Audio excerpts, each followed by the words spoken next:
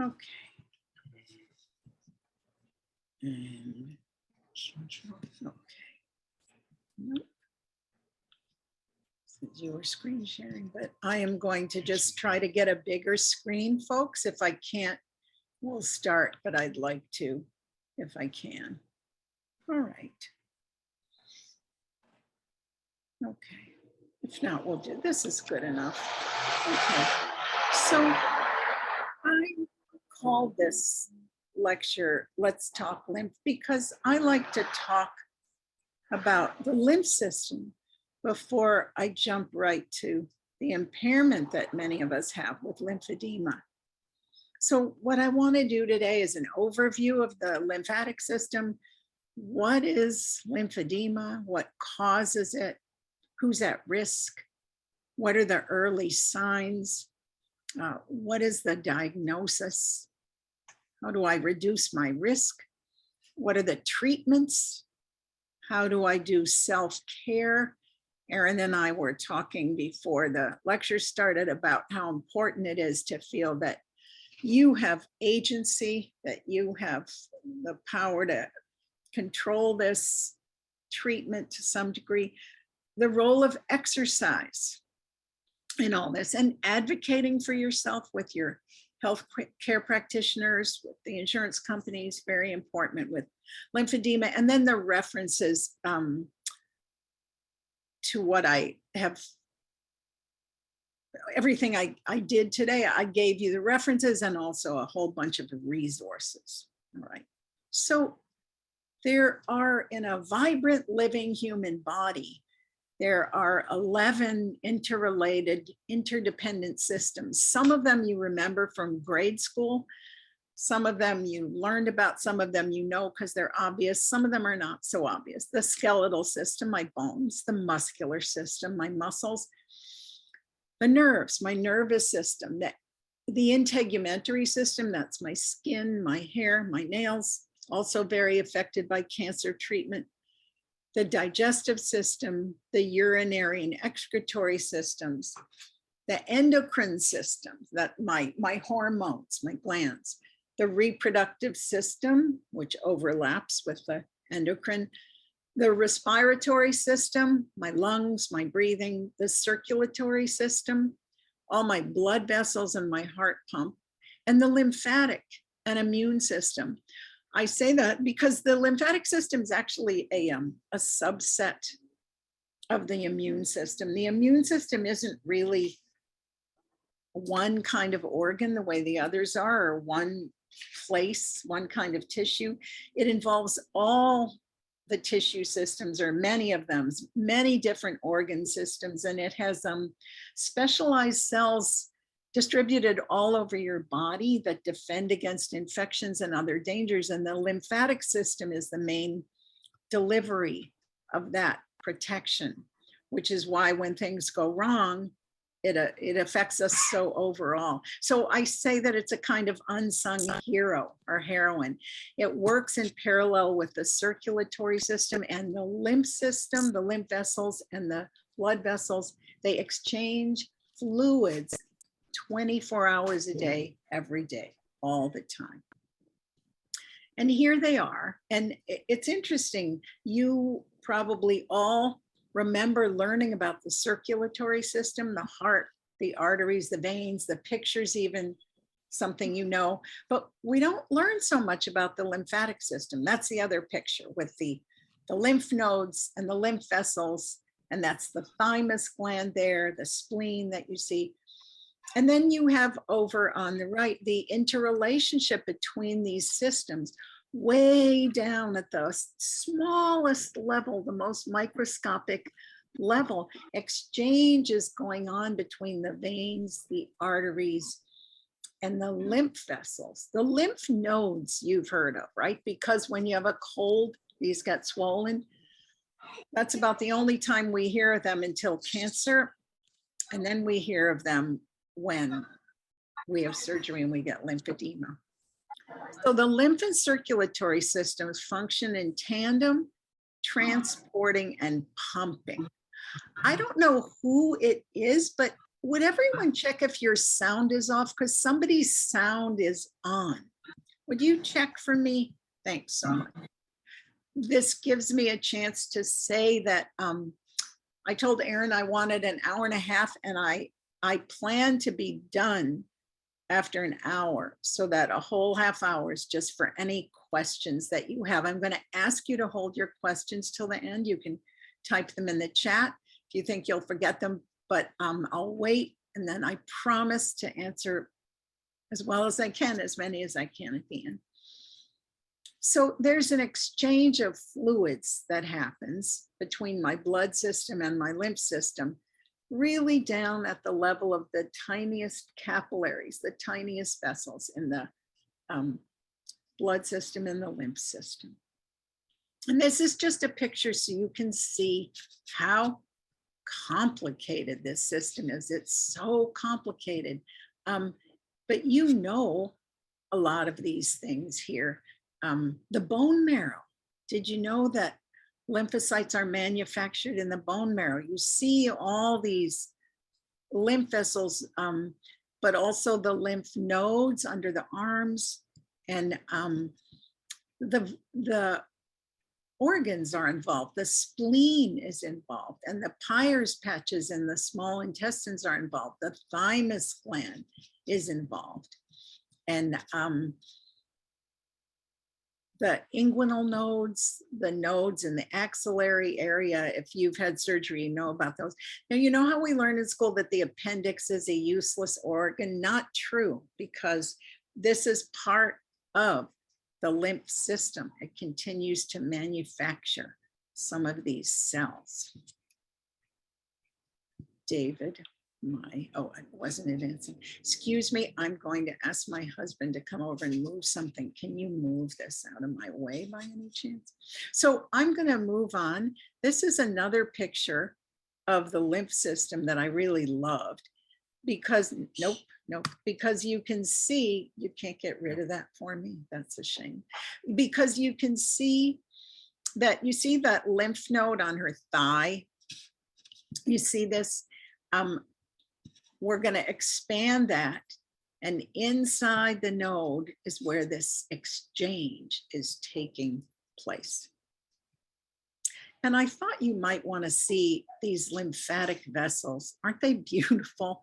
The biggest lymph vessels are still very delicate. They dump into the lymph ducts, but they also get smaller and smaller, more and more delicate, these tiny hair-like structures that move the lymph along through the body. So what does the lymph system do? The lymph system does immune support. It's part of my immune system. It's crucial. In fact, it fights infections by filtering bacteria and other toxins out at the lymph nodes. They're sort of our powerful defense stations. They're where the lymphocytes, which are kind of white blood cell, destroy the toxins, destroy the poisons, whether those poisons are from outside or whether they're from certain kinds of very, very toxic chemotherapy, which on one hand treats my cancer, but on the other hand is very hard for my body to cope with. And they also absorb fats, lipids from the intestine. They transport them through the bloodstream. The lymph system drains excess fluid and proteins from our tissues throughout the body and kind of returns them back to the bloodstream so things don't get caught up and clogged. And it removes waste products from the body's cells. So what are the parts of the lymph system? The lymph system, unlike the circulatory system, which is why we have a harder time with it if we get lymphedema after radiation or cancer surgery, because the lymph system is one direction. It just goes one direction. Things pump along because of a pressure, a push. The heart and the veins and arteries, they have more than one direction, but this one is one direction, but it's its own vast network of capillaries, vessels, the lymph nodes, and then bigger trunks, bigger ones, and then ducts where things dump and which return the filtered fluid back to the circulatory system at low pressure near the heart. Any of you who've done manual lymph drainage or had a specialist who did one, you know that here, I'm going like this so you can see in this triangle, is the terminus, the subclavian veins under the collarbones. That's where the returns are. My lymph vessels are filled with a clear, watery fluid called lymph, and it contains plasma. It contains proteins, very important to my immune health, fat cells, and lymphocytes, a kind of white blood cell. You know about them. They're the guys who fight infection, right? Very important. There are no red blood cells in the lymph. That's one reason it's a clear fluid. And it's also connected to my organs, the spleen, the thymus gland, the adenoids and the tonsils. You know them from when you get a cold. And as I said before, they're in the bone marrow. So this exchange between the bloodstream and the lymph stream, the lymph system, is a balance of filtration and drainage and transports. Like you have all these little carts. Ever been in the subway and there are these open carts going along transporting things? There's all these little carts that are going along transporting cells from where to where they need to go, or flushing them out so they leave the body, go through the kidneys that are excreted. And when there's any imbalance or overload, because usually this is just working beautifully, because the lymph load is about only 1/10 of the whole overall liquid system, and everything just proceeds beautifully. But when there's any imbalance or overload, then there's a blockage in the system, just like there's a blockage in any drain. And there's an accumulation of fluid in that area, and there's a swelling, usually, not always, and that's lymphedema, right? You know the word edema, swelling, lymphedema. Where can you get lymphedema? Well, guess what? Almost anywhere in your whole body, almost anywhere in your body. I think people don't realize that until you get it. This blockage can occur most often, of course, in the arms and legs, but it also occurs in the head, in the face, in the neck. People who've had head and neck cancer know that. It's very difficult to treat. In the breasts themselves, not just in the arm, in the chest, in the abdomen, the belly, the pelvis, and the genitals. And where this lymphedema arises, occurs, will be determined by where in your body your surgery or radiation therapy or other trauma occurred. Who can get lymphedema? Anyone. Absolutely anyone. Young, old, children get lymphedema, very elderly people get lymphedema. Men get lymphedema, women get lymphedema, transgender people get lymphedema, and the kind of lymphedema that you get depends on what the injury or insult to your body was. This is something really important that I want to say to you people. Lymphedema is not cancer. It can be caused by cancer treatment, but it's not cancer. I hope that makes it mildly less scary. Lymphedema is not cancer of the lymph system. It's not lymphoma. It's not lymphatic or lymphocytic cancer. It's not lymphocytic leukemia. It's not Hodgkin disease or non-Hodgkin lymphoma. It's not lymphoid neoplasm. It's not cancer. What is it? It's an impairment in the lymphatic system that causes blockage and swelling.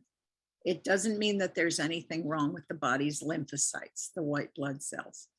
So regardless of what causes the damage, when lymph vessels swell up and when they can't transport and drain, there's a block to the flow of fluid. And basically, you know what there is in your body? There's a traffic jam. And Catherine Schmitz, who is really kind of a hero of mine because she's the one who did tons of research over many years and said, no, you don't have to stop exercising with lymphedema. Exercise does not cause lymphedema, which is what a lot of doctors thought. Said, no, you can't. That if you're gradual and careful and you're doing exercise is good for lymphedema. I hope we'll do a few things today if we have a chance. And what Catherine Schmidt said is, if you've ever seen a street that slopes down to the bottom of a little hill, even if it's not a very steep hill, you've seen what happens to the storm drain after a rainstorm. Sticks and leaves and other debris come out of the trees and they all move toward the drain. All this stuff is trying to get into the system and it gets stuck. But all the other stuff that's come down with the water gets stuck there too. So the street starts to flood, not just with plain old water, but with leaves and branches and bottles that people threw away and Coke cans and Kleenex. You're just going to see it all. That's what it's like in the beginning stage of lymphedema. Things move and then they get somewhere because of scarring, radiation, surgery, and they can't continue.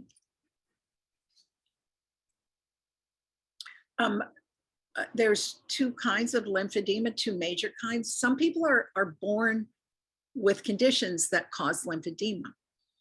They have a genetic predisposition or it's already happening right away. This is referred to as primary lymphedema, and we're not going to really be discussing this today. Secondary lymphedema, which is what we're going to be discussing, is caused by damage that occurs to the lymph system. Unfortunately, it occurs very often with cancer treatment. So why does it occur? It occurs because of infection, including cellulitis, which some of you may have heard of. Injury, so some people who get it are people who are using chainsaws and the chainsaw drops and there's a deep slice. People who are working in the kitchen and there's a knife slice. So it's not just cancer, it's anything where there's an enormous insult or trauma under the skin. And cancer, which is what we'll be involved in a lot today. But this is different. This isn't cancer treatment. Cancer itself can cause lymphedema if the tumor presses somewhere and the lymph can't go through. That's another reason when people have tumors anywhere in the body that can happen. Surgery causes lymphedema, especially with the removal of lymph nodes. And the more lymph nodes that are removed, the more increase there is in the likelihood of lymphedema. Radiation treatment to the affected area can cause lymphedema and often does. And scar tissue can cause lymphedema. Why? Because the scar tissue, it's too rough and solid for the lymph to go through. So these are a few statistics. With sentinel lymph node biopsy, which they do now, where they try to go in and see what nodes have cancer and which ones don't, that has improved the occurrence of lymphedema for breast cancer patients. There are many, many, many, many kinds of cancer, with many of them creating lymphedema, unfortunately. But with sentinel lymph node biopsy, lymphedema in breast cancer patients, that's the American Cancer Society statistics, it's 15 to 17% of patients. The risk of lymphedema increases with the number of lymph nodes that are removed during surgery, however. And again, this is a breast cancer statistic. So surgery with axillary lymph node dissection, the lifetime lymphedema risk goes up to 20 to 30%.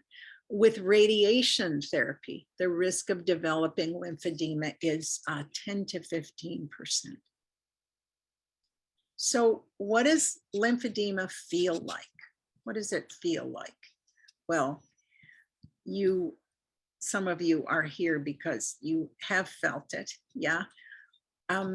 It starts as a feeling of swelling or heaviness in the hands or feet often, which then moves up into the arms or legs. And in stage 0, did I just move slides without meaning to? No, I didn't. Okay. Yeah. In stage 0, you may have heard the words, medical people love to use big words and not explain them. Subclinical or latent. Subclinical just means you can't see it. Latent means it didn't really happen yet. It's preparing to happen under the surface. So that's called stage 0. Your lymph system, though impaired, though there is something going on, it's still functioning. There's little or no swelling, but the subtle symptoms are you feel like a heaviness or fullness in the area. The skin is tight.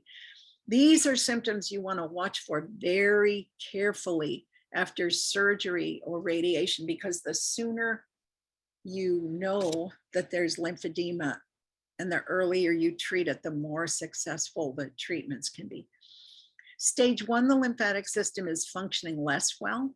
There is swelling and the size or stiffness of the area increased. That could be in the arm. If it was, for example, breast cancer surgery, it can be in the leg. It can be in the head and neck. If you had cancer anywhere in the head and neck, it can be in the belly, the abdomen.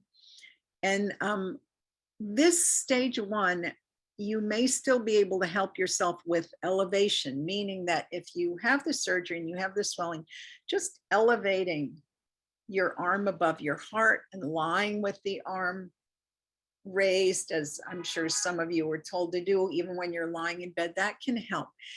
You also in this phase can have what's called soft pitting edema. You press, and then when you take your finger away, the dent stays there, right? Like with dough, raw dough when you're baking. Stage 2, there's more swelling and the limb or the area is harder and larger, feels harder, turgid. The tissue is thicker, there's skin changes. Elevation now at this point does not reduce the swelling, and there's now an increased risk of infections such as cellulitis.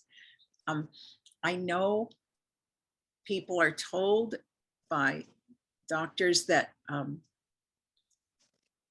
cellulitis can cause lymphedema. Lymphedema can also cause cellulitis. It's not a one-way street. Stage 3 is extreme swelling, and then it may become difficult to move the area or the limb. There's a lot of skin changes, and there's scarring, and there's internal scarring sometimes, and the skin is more vulnerable to wounds and infections, and it also then heals with difficulty and heals only very slowly, which I'm sure some of you have experienced. So what's really important is to talk to your medical team when this happens. Let people know what's going on. Let your doctors and nurses, PAs and therapists know immediately if you notice any of these signs or symptoms, or if you notice changes, you've had problems, but something's different. Even if you can't quite put your finger on it, speak up. Something feels, I don't know, my arm just feels different. I don't know, I can't explain it. That's gotta be good enough for a medical person who's paying attention.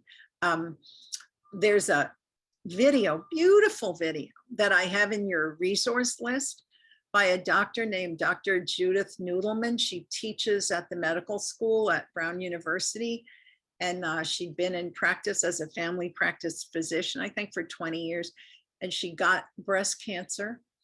She got lymphedema. She realized that she knew almost nothing about it and that she had learned zip about it basically in medical school, or even since. And one of the things she said is that as she educated herself and tried to talk to doctors, physical therapists, nurses, PAs, she was talking to an expert, and the expert said to her, "You don't have lymphedema, you're not swollen."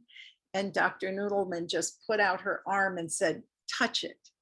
And the person was so shocked because they could feel how swollen and turgid it was, even though they couldn't see it. I really like to tell that story. So lymphedema can be very subtle. It can be very unsubtle, but it can be very subtle. So insist if something feels or looks different. I need us to deal with this. And you always need to advocate for yourself. Erin and I were talking beforehand, and I said, I don't use the word empowering so much because it's overused these days, but it is empowering to educate yourself about your own condition and feel that you can advocate for yourself. So there's different kinds of lymphedema, what's called acute or short-term or temporary lymphedema. Might just last several weeks, and that's very common after surgery or radiation, and it often resolves. This is very different than chronic or long-term lymphedema, which sometimes for various reasons, because there was no treatment early on, or because some things happen, traumatic movement that was too violent, or an infection, many reasons, the lymphedema becomes worse lymphedema, and it continues, and that's chronic or long-term lymphedema. But it's not just that it doesn't gradually disappear, it's also that you can have surgery or radiation and say, okay, I'm fine, thank God, I'm fine. And lymphedema can appear weeks later or months later, and sometimes even years later. That's called chronic lymphedema. It's harder to get rid of. If you have symptoms of lymphedema, I said this, talk to your doctor, nurse, PA, physical therapist, occupational therapist about seeing a certified lymphedema therapist. We'll talk about that more. Any one of those people can be one. Sometimes those people I just referred to, one of them is a CLT also, but it's a very specialized training. So how do you diagnose lymphedema? Stemmer sign, which is kind of a really bulging of the toe or finger. The skin is different. It's like balloons a little bit. If you don't have Stemmer sign, it doesn't mean you don't have lymphedema, but if you do have it, can you help me with, I'm still trying to get something so that I can see the top of my screen. I hope I'm talking to you from the top of my screen. Okay, and so I will in a minute. Another thing no, please don't go away. Another thing can be measurement of the size of the limb or the part. Another thing can be measure of increase in volume of the body part. But measuring is really hard to do at some parts of the body. Those can all be ways of diagnosing. We're going to pause a minute because I'm going to try to change the screen so that I can see the very top. I can't see the very top of my screen, so I've been guessing what it says. Since I wrote the PowerPoint, I'm pretty sure what my titles are, but I'd rather be seeing the top of my screen. So forgive me and bear with us a minute, and we will try to get me there. Otherwise, we'll just give up. Okay, thank you. So thank you. The look and, thanks, honey. The look and feel of the skin. It can become shiny or taut or pitted, all those things. But this is very important. There's really no one criterion that says this is lymphedema. There's no one diagnostic test. It's a clinical condition. What does that mean? It means you see it in the clinic. You see it. People come in and they have a constellation of symptoms. I know some people like to say that if it's 2 centimeters bigger than the other arm, that's lymphedema. Not necessarily, no. Or if there's a certain number of milliliters of volume more, no. Maybe, but it's different in every single person, as are so many conditions. And you may or may not have those signs. So there's no one diagnostic test. So some other tools that are used sometimes are Doppler ultrasound. CT scan, MRI, and lymphoscintigraphy. That's a nuclear medicine test where dye is injected and it shows where the blockage is. We'll look at a picture of it. This is a good thing because it can also help to evaluate and direct lymphedema treatment. So that's very useful. This is a picture and you can see that the radio tracer collects where there's lymphedema. Yeah, you can see that. Yeah, where it's very clear, right? It's very clear. That's lymphoscintigraphy. So how do I reduce the risk of lymphedema? I want to say up front that I am really glad to talk about reducing the risk of lymphedema, either getting it at all or it getting worse. But there's something I do not like at all, which is a sort of blame the patient attitude. If you have lymphedema, it's you did something wrong. I don't think so. I don't think so. The bottom line, and doctors want to heal you. They want to heal you. They went into this profession because they want to heal. So I think it is painful for medical people that the treatments for cancer cause lymphedema, but they do. And so the person who's had surgery or radiation or whatever it is, there's something we can do to some extent, sometimes, not all the time, but sometimes it's there. So I like to give that as a proviso before I say this. Okay, so after surgery, one really important thing, some of you may have already had it, but some of you may have not, is to give your body and the lymph system, for example, with breast cancer surgery, 10 to 14 days to heal before you start doing vigorous exercises and moving things. That is not what the healing part needs. You won't lose your range of motion in 10 to 14 days. And you don't want to get axillary web syndrome. The lymph system is really quite delicate and you don't want to disturb it. So that's one thing, is to really be kind to the body while it's healing. The next thing is that, and exercise is very important for lymphedema once you've healed from surgery and if you're undergoing radiation. You need, though, to be gradual and thoughtful, because if your exercise program is too strong, too vigorous, too sudden, that can be not good. So when you're beginning a new strengthening program or a new exercise program, what you do is you're gradual. You're going to hear me say this word, graduality, again and again and again and again and again. You start with light weights and you work up. You start with a shorter time period, work up to a longer time period, and you monitor your arm or your leg or whatever the thing is. If you had cancer in your toe and you're walking, you monitor your leg. If it's in your arm, you monitor that.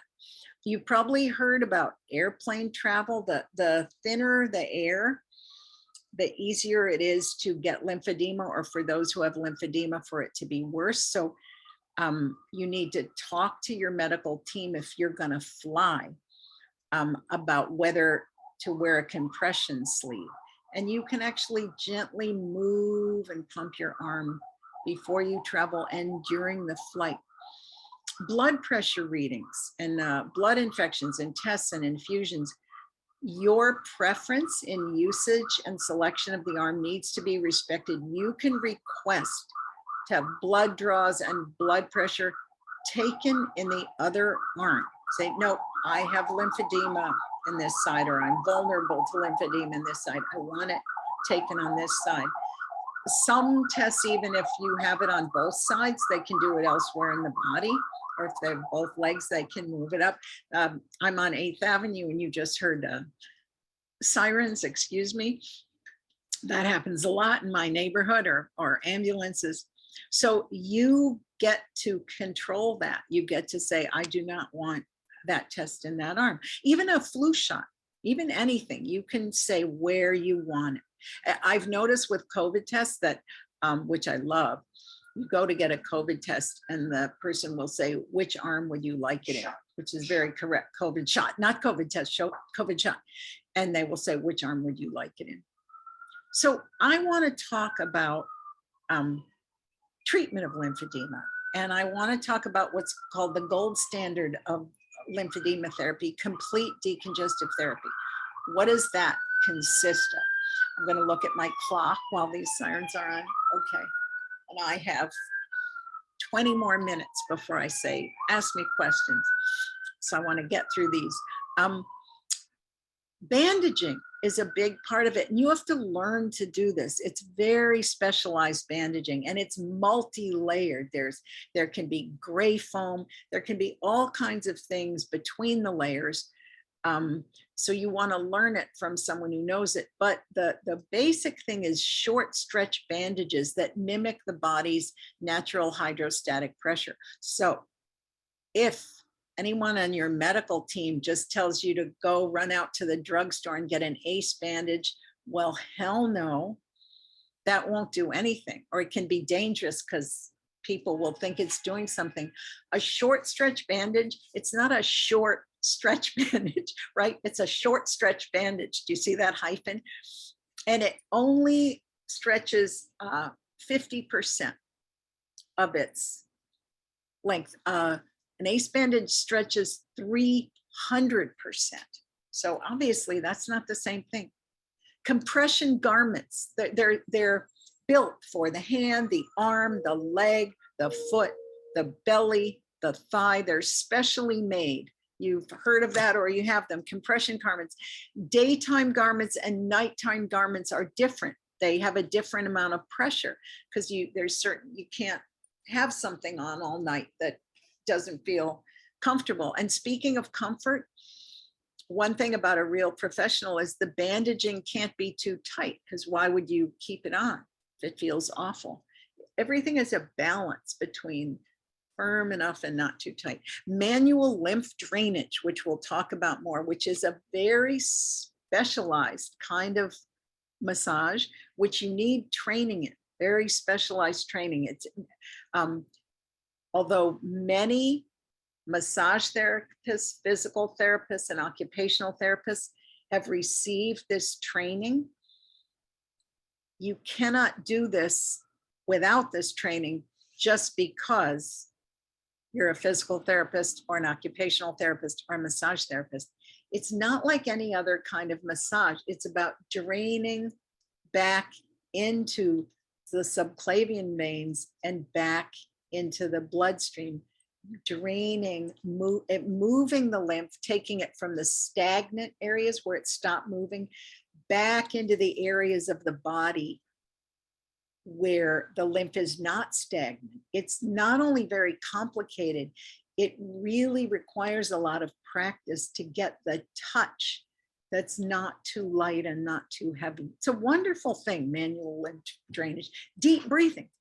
And deep breathing's fun and it feels good. And I will show you something really cool. I'm going to get a bottle of Bubble Blow. And deep breathing doesn't have to be an onerous, heavy thing.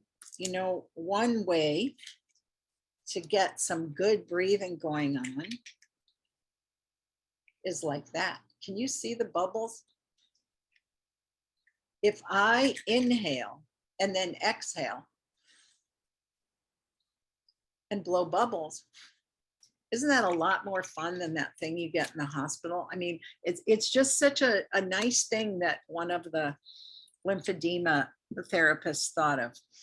Can blow bubbles, but there's many kinds of deep breathing, pressure on your abdomen with your hands and so on, exercise, and careful skin care and other self-care. So I talked about this being a type of manual therapy and massage practiced by specially trained therapists. And I have here a way for you to find one of those therapists.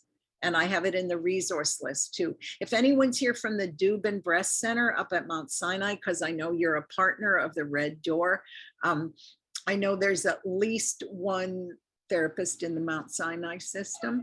And you can use these links that I have to look for lymphedema specialists. It's a 135-hour program, not a weekend workshop. It's not a weekend workshop. And even that's not the most important thing or the only thing. Let's say I take a 135-hour program. Okay, great. But then I need a mentor. I need someone who's going to watch me and say, no, no, what are you doing? You're not doing it like that. To them, you have to be firm, but you have to be careful with the lymph there. Or you say, no, that's too light. They can hardly feel that. And it's not gonna drain the lymph. The lymph is way under the skin. You need a mentor. You need what? Experience. You need to do it for hours and hours and hours. You need to be in clinic where you're seeing a lot of people. So there are people who are not certified, who have learned by looking to do this and done it for years, and they're super. And there are people who've done it at some point in their life, but they never got mentored and they never practiced. So it's about experience. And also I would have to say it's about attitude. It's really about attitude. Sarah just asked, what are the lymphedema exercises? I will talk about them, Sarah, and I hope we'll even do a couple of them, Sarah. Okay, that's what I hope. So manual lymph drainage redirects the lymph flow from non-functioning areas, stagnant areas, into regions of the body where my lymph is flowing, and it stimulates new lymphatic circulation. This is what I love. It actually creates new pathways. It makes new highways. They've even now done studies where they've seen it happen. And it reduces pain as well as inflammation. Also, in terms of treatment, some therapists use intermittent pneumatic compression pumps. Sometimes when nothing else works, that pump will really help. It stimulates the flow of lymph, and a special form of taping called kinesiotaping and aquatic therapy. I love it. Not everyone can get in a pool, but aquatic therapy doesn't have to be with a therapist. Just being in the water can be good. Heat is not good for people with lymphedema. I know, what a season I'm saying that in. So the cool water or cooler water is good. And also, it's a very cool thing. Water is a natural compression garment. The deeper the water, the more compression. So it's like if you're standing in a pool, you're in a compression garment and you're getting vasoconstriction, which helps the lymph to pump. The two phases of lymphedema. One is when you're working with a therapist and being instructed in all these other aspects of decongestive therapy, so you can live with and manage your lymphedema, and you're learning manual lymph drainage. And phase two is your self-care, home maintenance program, which includes all these things and also includes learning to take care of compression garments, learning to wrap, learning when to replace them, and continuing to exercise frequently and regularly. And also it needs to include follow-ups with your therapist. Self-care with lymphedema. You try the best you can with this stuff. I know, you do the best you can to try to avoid cuts and infections in your affected arm or body part. Careful with sharp objects. Wear gloves with gardening and housework.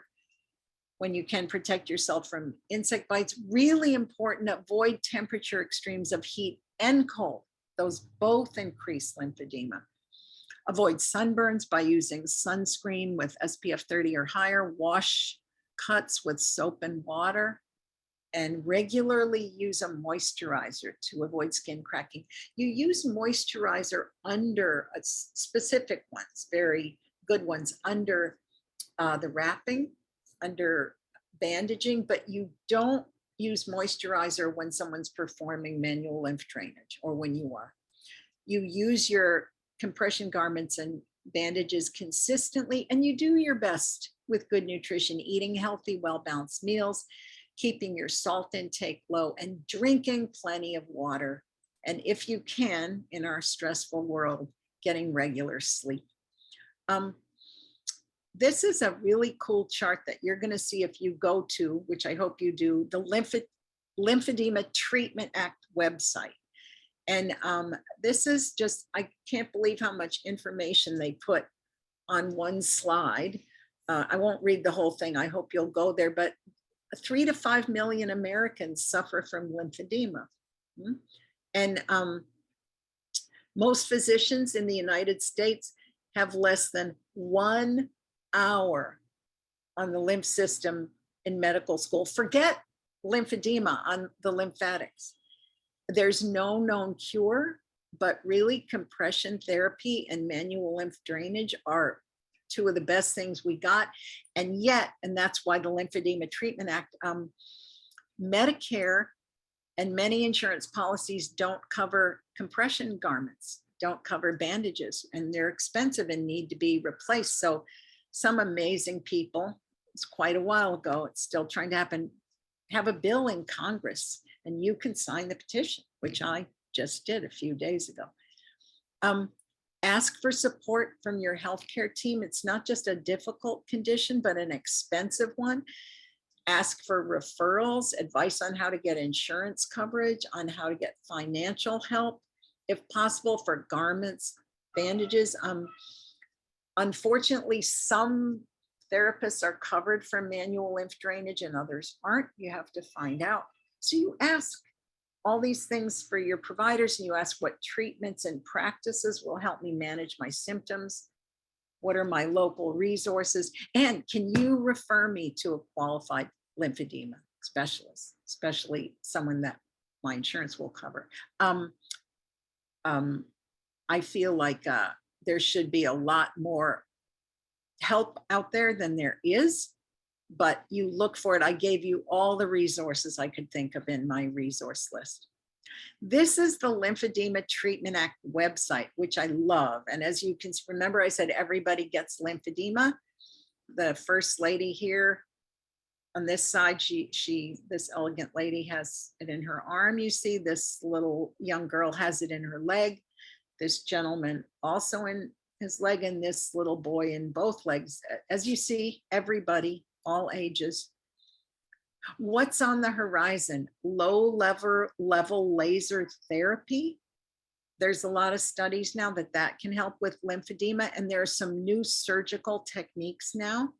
Vascularized lymph node transfer and lymphovenous bypass and lymphovenous anastomosis. And if you want to read about those are, I have those in the resource list.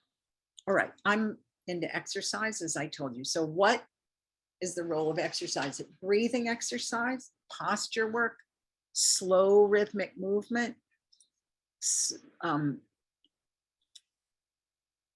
judicious, careful strength exercises, gentle stretching, functional exercise. That means stuff that's, lifting stuff that you need to lift, right? Moderate aerobic exercise and progressive strengthening exercise. Here's the cool thing. When muscles contract, they pump. So pumping increases the lymph flow. Movement increases the lymph flow. But graduality is key. I put a lot of stuff in your resource list. What's considered specialized exercise. A lot of people can do just any kind of exercise if you haven't had it or if you got over it or whatever, but you need to be in touch with your team. So it reduces symptoms of lymphedema in cancer survivors. Well taught exercise. And in addition to increasing strength, the program, because it's helping you expend more calories, helps to attain and maintain a healthy weight and improves body image and quality of life. It's great to move, right? We all know that, but you sometimes don't feel like it when you've been ill, when you've had cancer, when you've had surgery. It's hard to get started, so it needs to be gradual. I said this before, it does not increase the risk of lymphedema. Catherine Schmitz has done many studies. You just need to do it gradually and with knowledgeable people. You want to keep moving and you want to find stuff you like to do. I don't know how many of you, I have a link, try the New York City pools, but there are a lot of pools. I know sometimes they're crowded, but this summer, just nice to get in them. Swimming is a great thing because it's a natural compression garment. Yoga can be good, Tai Chi Chuan, and many, many forms of dance. Ask everyone you can think of if they know teachers of any of these things, yoga, Tai Chi Chuan, any form of movement you want to do, if they know teachers who've had some training in working with lymphedema. I have heard myself, yoga teachers say, and this is good for your lymphedema. And I think, where did you hear that? I don't want my people doing this. I don't want them doing this planking. And no, you have to pay attention to the rhythm and so on. And so people like get a little knowledge, and a little knowledge is dangerous. Same with if you have a Pilates instructor. Pilates is great, but they need to know what they're doing, because sometimes you'll hear someone, Pilates instructors, start talking about what's good for lymphedema. And I think, no, actually, no. So it's important to do movement forms that you enjoy. If you like to dance, dance to music that you love. It doesn't matter how you move. It matters that you move your muscles. When you move, your breathing gets deeper and faster. That increases your heart rate and blood flow, and that increases your lymph flow. This is not studies, but anecdotal evidence that if you like to do artwork, people who keep doing artwork, crafts, crocheting, knitting as part of their therapy, it makes it worse, not better, the lymphedema.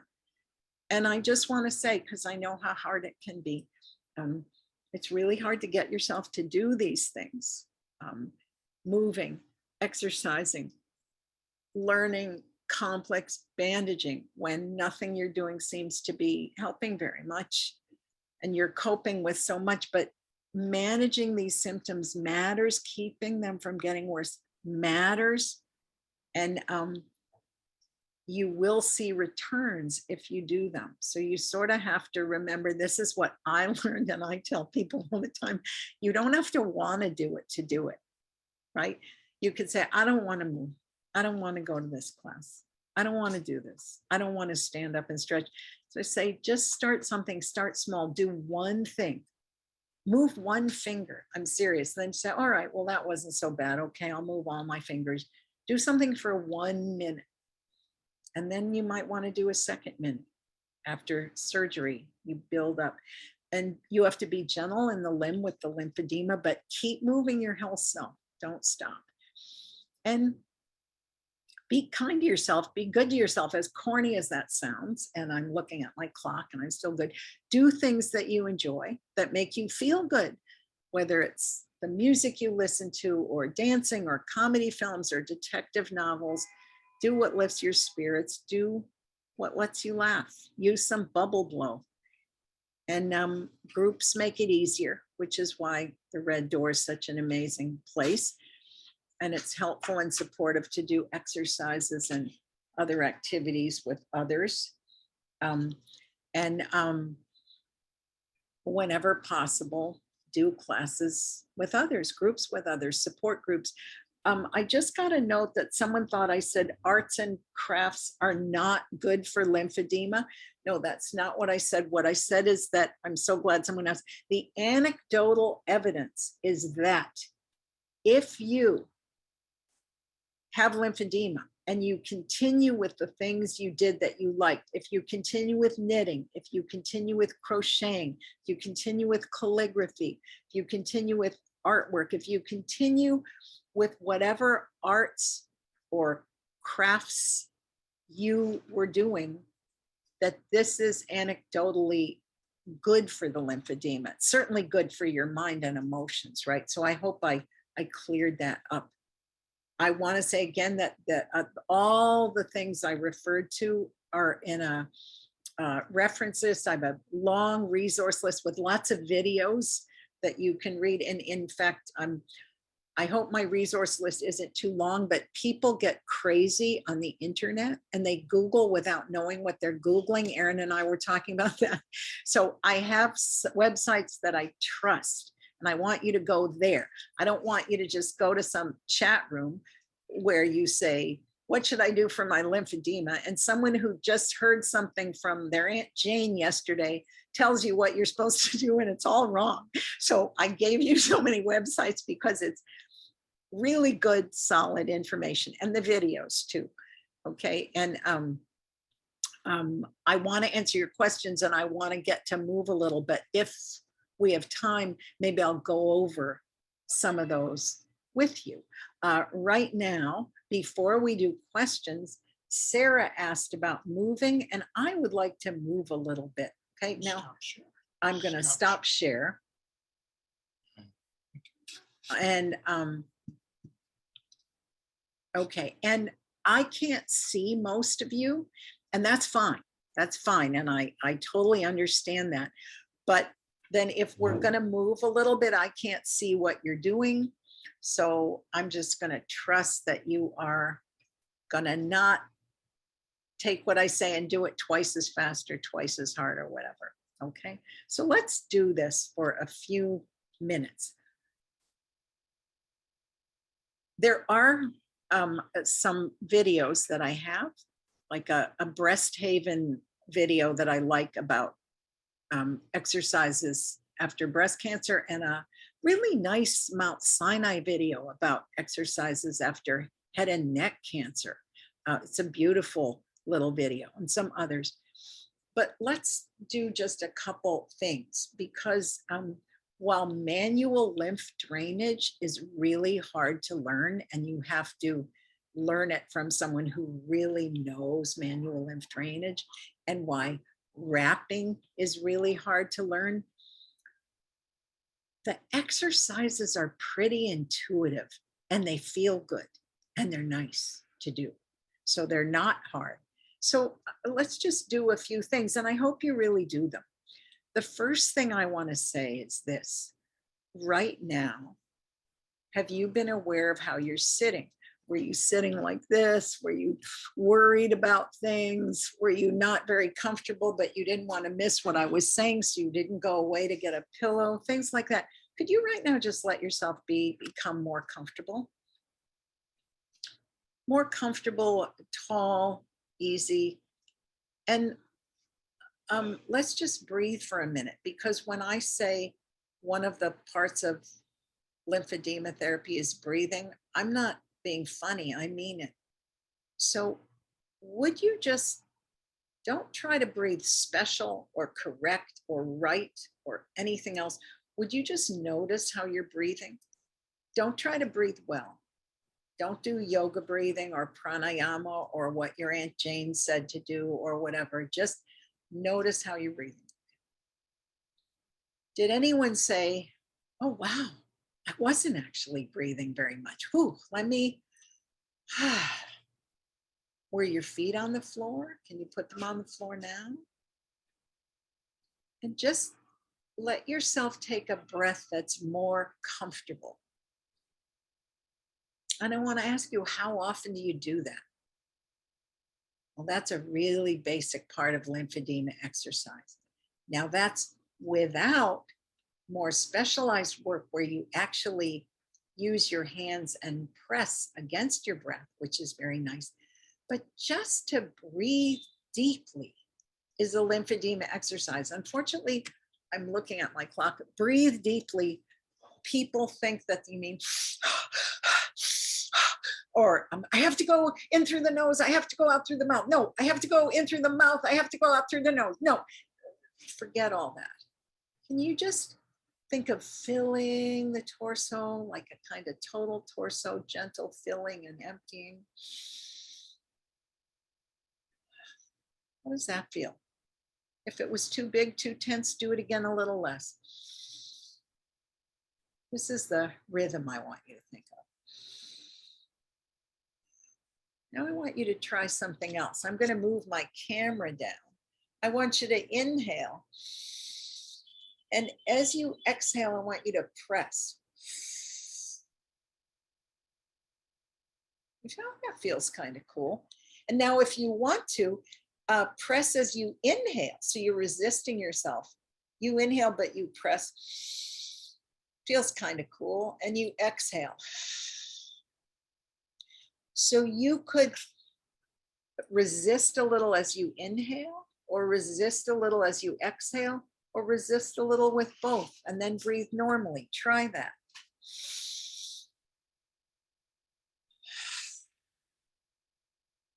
And don't work too hard here, huh? Don't work too hard there. Just inhale and maybe press against the exhale. Then then press against the inhale and just exhale. Now really gently press against them both. And now just notice, do you feel a little different after doing that? The best thing about it is to not think about all the things we have to worry about for just a few minutes. Only think about the sensation of breathing. How is that? Be a little nice to yourself. Inhale and exhale. And like I said, why I love this bubble blow thing is because that's not so tense and serious. You really can just inhale and exhale. Now, another thing you could do is inhale and then take a movement as you exhale. Say inhale and exhale. And bring the arms down. Inhale and exhale. Bring the arms down. Try it the other way. See, there's many ways. Let's inhale as we go up. Inhale and exhale. Inhale and exhale. Now this movement is considered one of the lymphedema pump movements. Here's another one.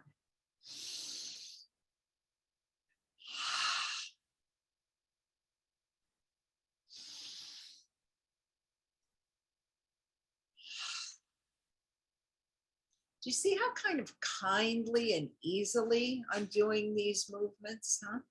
And you could do them standing too, right? Inhale and exhale. You could sit or stand.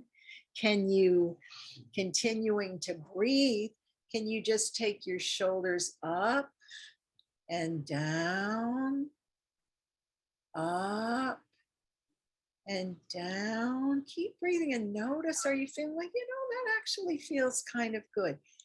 Take your shoulders back and release them, which is another pump. I'm going to turn around. Yeah, so take them back and release them. So I'm pumping the muscles. But do you feel the rhythm of what I'm doing? How it's smooth and easy. Now I'm just using my hands. Open and close, open and close. I can do that with each finger too, if that's where I need it. Open and close, or close and open, close and open. But are you relaxed in your shoulders? Are you relaxed in your mind a little bit? We have so much to worry about. Exercise should be a focus that has the additional good benefit of allowing you not to think about other things, just focus on the sensation, on the breathing. So I used my hands. What about just this pump? Open, close, and open. See, I don't need to have a weight. I can take a progression starting very light and lift very light weights, but can you feel that something's going on even without them? Are you breathing? Sarah, I hope I'm answering. Here's another one. And there are people who would need to lie down to do this or shouldn't do this, then don't. But another one is this. Inhale and exhale. Inhale and exhale. Now, let's say your surgery was in this arm and you don't have a prayer of doing this, or maybe some of the other things in that arm. Do them in this arm. Do them in this arm. Always use the whole you. Always use the rest of the body. See what you can do. See what you can do and do it. You can take really simple movements of the neck. This is kind of another pump, yeah? And if I take it easy, it's especially if I'm recovering and don't do it too much, I can take that into the whole body. Well, a little bit round everything, and arc everything. And if I do that as I breathe, and I'm paying attention to the ease, how does that feel? Just kind of notice, do you right now feel a little different than you did? Not just your lymphedema, but your mental state. Just inhale and exhale again.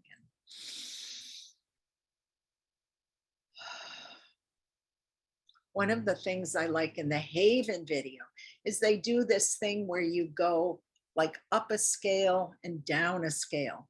You do exercises and then you go back out. And so you end with the ones you started with. Now there's lots of combinations, and I had to do it again right now. I had to remember to go back to my own body and my own breathing and not disappear into my screen, because then I might be telling you to move smoothly and easily.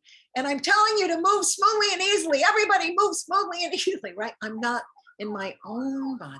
So it's as much about how you do it as what you do. I gave you videos. That's just a little bit of some of that. And I promise to stop. And let's see if there are questions. If there aren't, I'll go over my resource and reference list with you. But are there any other questions? Or are there not? And if they're not, does that mean I was complete? Or does that mean you are so overwhelmed you don't know what to ask me? You can ask me questions if you have them.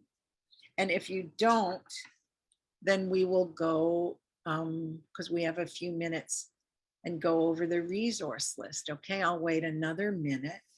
And while I am, I'm just going to look at something that I wanted to say to you all about exercising. And then we will go on. All right. We are going to go to the resource list. So I'm going to do share screen. And Erin, I do know that I only have 15 minutes left. So I'm going to stop in 14 or less. Okay. So I'm going to share screen. And I think I have I do. Here is my resource list that Erin is going to give all of you. And I have informational lymphedema websites. This one, Lymphedema Education and Research Network, it is just wonderful. It's just wonderful. There's so much there. And you can also watch a lot of videos. Lana is where you could find a trained therapist. This next one is a free book. It's free online on living with lymphedema, and you can download it. The NLN, the National Lymphedema Network, again, a lot of support there. Step Up and Speak Out. This woman that I keep talking about, Dr. Judith Noodleman, who had been a doctor for 20 years, teaching in a med school, family practice, realized she knew nothing about lymphedema when she got it. She and some other people created a website. They're not on it a lot these days, but they still left up a lot of good links. And there's the second link here is on exercise.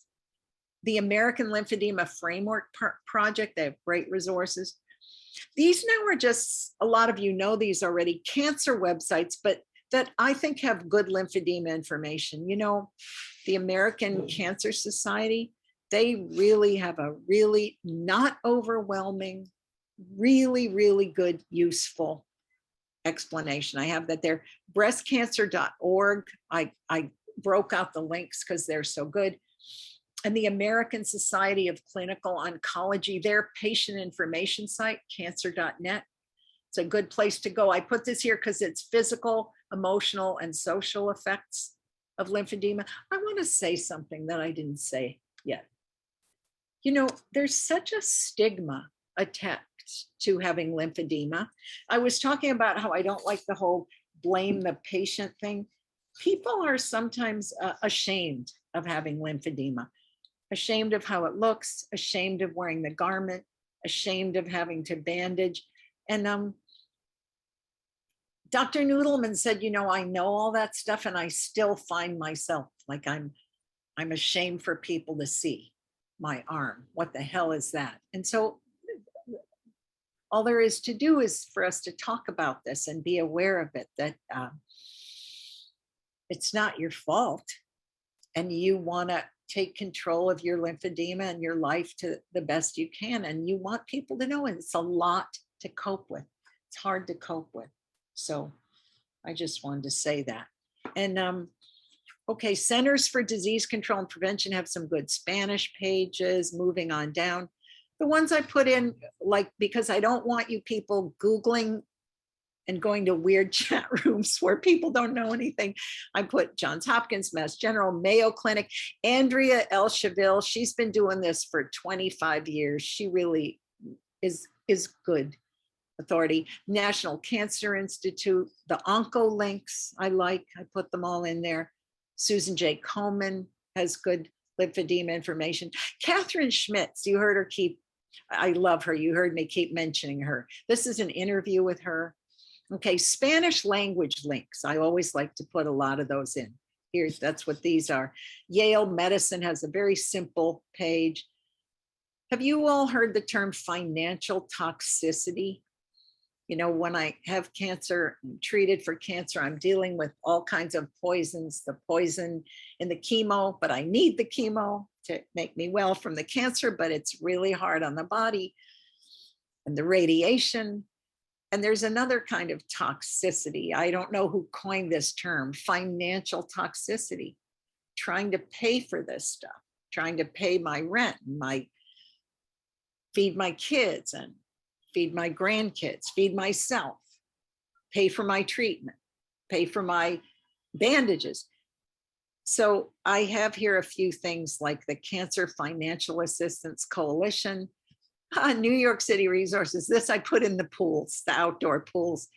A New York State free services. I put in a site called Cancer Freebies. Isn't that funny? Cancer Freebies Fitness. The Red Door, because the Red Door, God bless you, Red Door, it's free. Cancer, lymphedema products, we're done with free, unfortunately, but this is a great website for products. And these are other support networks, because I think sometimes this isn't by any means complete, but these are some things over the years I found that people are glad to have. African American Breast Cancer Network, Asian American Cancer Support Network, Asian American Health Initiative, Black Women's Health Imperative. Men, seems to be much less for men on the internet. So Cancer Care has a group for men, information for men. Excuse my bad Spanish accent, Latinas contra Cáncer, and the Latino Cancer Institute. And again, for support, I put the Red Door community. And I have these great videos.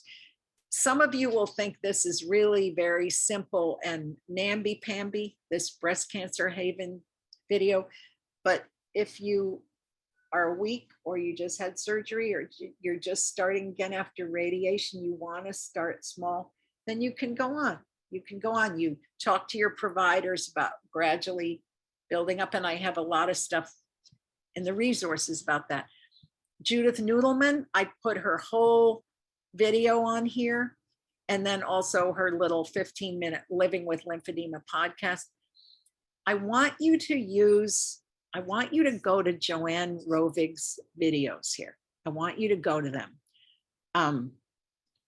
You will find them a little odd. You will say, who is this dorky, geeky older lady? Now, I personally am now a dorky, geeky older lady myself. So I'm not too put off by it, but stay there. She has a lot to say. Her nutritional advice is rather extreme. You don't have to take it. Incidentally, I didn't say, Erin and I were just discussing, that nutritionists can be covered for cancer patients. And I really encourage you, because good nutrition matters a lot with lymphedema, to get a nutritionist from your team and consult. But anyway, go to Joanne Rovig. You don't need to take all her nutritional advice. That's not what she's a specialist in, but man, that woman not only knows how to talk about self-MLD, you see 40 years of experience in those hands. You see it. And she explains it very well. And also go to the one that's the lymph system explained. And just check her out. Don't be put off. Look at all the videos for neck and head, for leg, for arm. Lebed method of lymphedema exercise. You can Google them and look at their videos. I want you to look at lymphedema crash course anatomy and physiology. This is a ridiculous cartoon, very easy to watch, and it's so accurate. 10 minutes, and it's a brilliant thing. Michigan State University, MSU with Heidi Rowe, they also have great self-manual lymphedema videos, but please first learn it from your specialist. Again, all those links to help you find one if you don't have one. I put Nemours Kids Health on here because I'm not proud. I watch science videos for children all the time. I learn a lot from them. This is a 1-minute video on how the lymphatic system works. It's wonderful. Dr. Stanley Roxon is on the Learn website, Lymphedema Education Research Network, talking about emerging drug therapies. Gunter Close, one of the really good manual lymph drainage training schools. He has a very good lecture here. And I thought you would want to see this little one on new surgical treatments for lymphedema. I put 2 articles on those 2 new lymphedema treatments. I talked about vascularized lymph node transfer and lymphovenous bypass, lymphovenous anastomosis. Yeah, Cleveland Clinic is another good place. Memorial Sloan Kettering is another good place. So I tried to really find, good places. And in my videos, I think I put here, yeah, Mount Sinai. Exercises for head and neck cancer. If you look, though, you can find on these good websites wherever your cancer is. And remember that wherever your cancer is, you want to move the middle of the body first. And it feels good. You can put your hands all different places on yourself here and breathe in and out. And you go first to the middle of you, to the head and neck before going out to the limbs. But again, I am not a lymphedema therapist, so I gave you a lot of information on people who are. But I feel like all my training helped me realize how important it is to have just the right amount of firmness to speak to the lymph system under the skin, not too light, not too heavy, and also the rhythm and the sequence. That's why I want you to watch Joanne Rovig and not be put off. She talks about the timing, the rhythm, the sequence, all the many aspects that make it just not your father's Oldsmobile, right? It's not just like any other kind of massage or therapy. I don't know who wants these and who doesn't, but I used to not do it. And then people would ask me for them. Here are all my scholarly journal references for anyone who wants them. These are the articles I found on manual lymph drainage, on low-level laser therapy, on why decompression therapy is the best thing out there, on compression, on garments, on the good stuff, right? This really gold standard of complete decompression therapy, decongestive therapy in all its aspects. It is 2:57, Erin, and I am done. I want to thank you all for listening. I really appreciate it. I want to tell you that I know it is very tough to deal with lymphedema or to deal with any aspect of being a cancer survivor. And thank you for being here with us.